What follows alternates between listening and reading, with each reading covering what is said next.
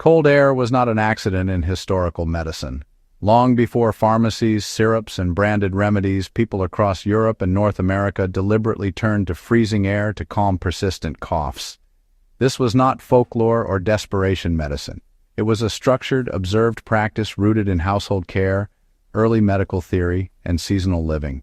For centuries, cold air was treated as a therapeutic tool, especially during winter, and it was used with intention, rules, and restraint. Physicians and households treated coughs as a condition of the lungs, not the throat. Until the late 19th century, coughs were understood primarily as an irritation of the lungs caused by heat, inflammation, excess moisture, or stagnant air. Medical texts from the 17th and 18th centuries consistently warned against warm, sealed rooms for people with chest complaints. Heat was believed to inflame the lungs further, while stale air thickened phlegm and prolonged coughing. Cold, moving air was seen as corrective. It tightened tissues, reduced swelling, and slowed excessive mucus production.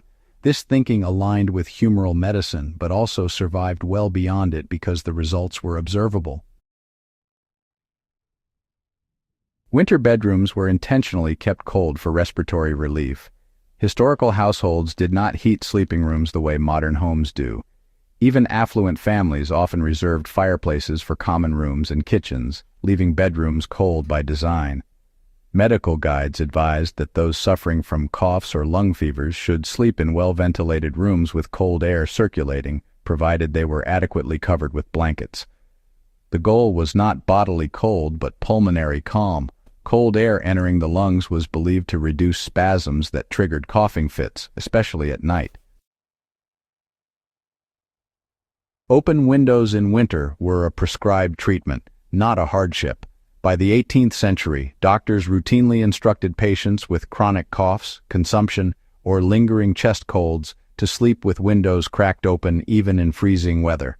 This advice appears repeatedly in British, German, and Scandinavian medical manuals. The logic was simple and practical. Cold air was denser and drier than heated indoor air. Dry air reduced the sensation of drowning in mucus, while cold air slowed rapid breathing and coughing reflexes.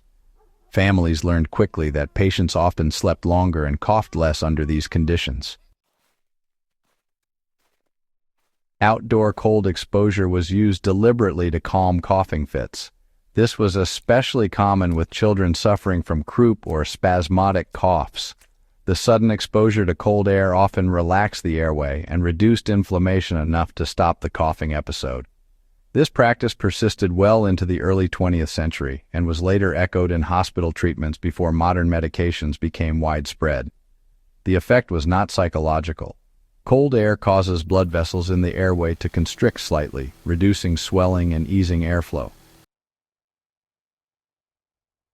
Sanatorium medicine formalized cold air therapy.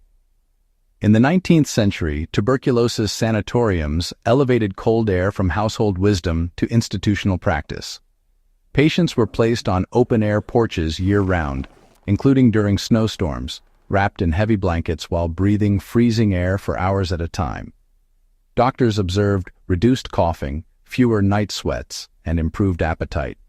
While cold air did not cure tuberculosis, it eased symptoms and slowed decline. This reinforced centuries of lived experience that cold, fresh air had a measurable calming effect on diseased lungs. Moist heat was avoided because it worsened coughs. Contrary to modern assumptions, steam was often considered dangerous for cough sufferers. Warm, humid air was believed to loosen phlegm excessively, triggering more coughing and deeper irritation. Cold air, by contrast, dried secretions just enough to reduce reflex coughing without completely drying the airway. This distinction mattered in homes heated by fireplaces and stoves, where indoor air could become thick, smoky, and oppressive. Cold air from outside was cleaner and easier to breathe. Historically, the use of cold air always followed some pretty strict boundaries. The patient was always kept warm at the core with heavy blankets, wool clothing, and head coverings. Only the air was cold. Exposure was controlled and, never combined with physical exertion. Caregivers watched for signs of chill or weakness and adjusted accordingly. This wasn't reckless exposure, but targeted respiratory relief. That distinction really explains why the practice persisted for centuries without being abandoned as harmful. This knowledge, honestly, can still be applied carefully today. Cold air remains a legitimate, practical tool for managing certain coughs, especially those dry, spasmodic, or nighttime coughs. Sleeping in a cool, well-ventilated room while staying physically warm often reduces coughing intensity. Stepping briefly into cold outdoor air during a coughing fit can still calm the airway, particularly in cold, dry climates. And avoiding overheated bedrooms and stale air, well, it mirrors historical practice and lines right up with modern respiratory physiology. Seasonal living made this approach intuitive. People once adapted their care methods to the season rather than fighting it. Winter air was accepted as a resource, not an enemy. Homes were designed to allow airflow, bedding was layered rather than rooms overheated, and illness care worked with environmental conditions instead of against them. This seasonal awareness is largely lost today, but remains valuable, especially for those interested in resilience and self-reliance. Cold air fell out of favor only after pharmaceutical solutions became dominant. Cough syrups offered convenience, branding, and measurable dosing, but they replaced rather than disproved earlier methods. The disappearance of cold air therapy was cultural, not scientific. Many modern hospitals still use cool air and oxygen flow to ease respiratory distress, echoing the same principles practiced centuries ago. Understanding this history restores a forgotten tool. Freezing air was never a miracle cure, but it was a dependable, repeatable method for reducing cough severity when nothing else existed. It worked because it respected the body's response to temperature, airflow, and inflammation.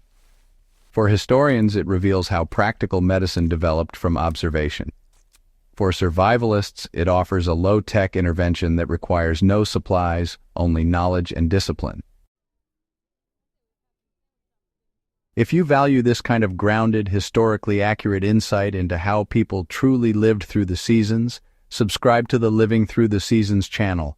Share this guide with others who care about practical history, and keep these forgotten skills alive for the generations that come next.